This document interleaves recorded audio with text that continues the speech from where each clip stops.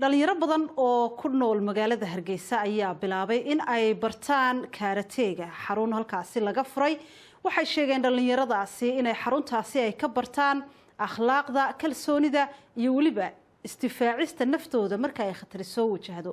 warbixin amurahaasi ku saabsan waxa Hargeysa nooga soo dirtay wariyahayaga Sagal Mustafa Xasan.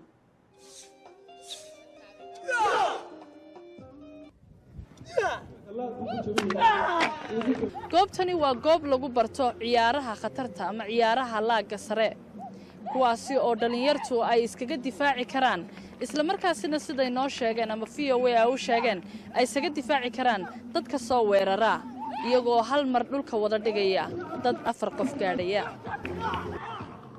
waa dhalinyaro ku nool magaalada Hargeysa oo bartay dagaalka halista ah iyo laaga dheer, kaasi oo aad hub la'aan isku difaacayso haddii lagu soo weeraro ama naftaada halis la geliyo. hadda waxa ay u diyaar garoobayaan bandhig lagu soo bandhigayo waxyaalaha ay barteen, taasi oo ay ka mid tahay arrinta khatarta ah oo ah loox ama alwaax masaabiiri ku taxan tahay oo lagu jiifsanayo isla markaasina laabta qofka lagu dul jabinayo jaajuur. waxaa sidoo kale xusud mudan inay soo bandhigeen mashraxiyad ku saabsan sidii uu qofku isku difaaci lahaa hub la'aan.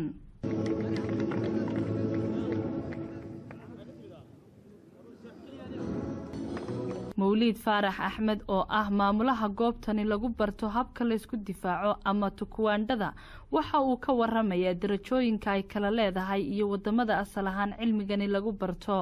waa hab ka mid ah hababka nafta loo difaaco weeyaan.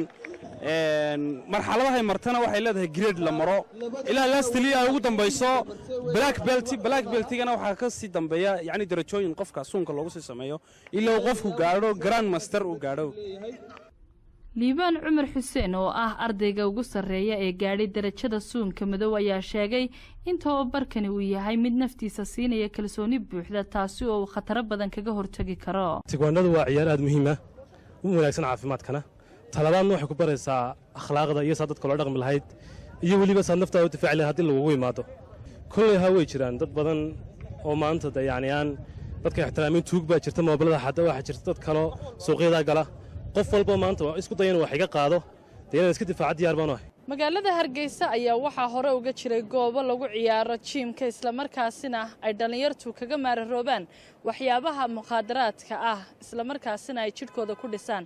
hase ahaatee goobtani waa goob ku cusub magaalada Hargeysa, waana markii ugu horeysay ee laga furo magaalada goob noocan oo kala ah isla markaasina lagu barto ciyaarahani. Sagal Mustafa Xasan Nuur, VOA, Hargeysa.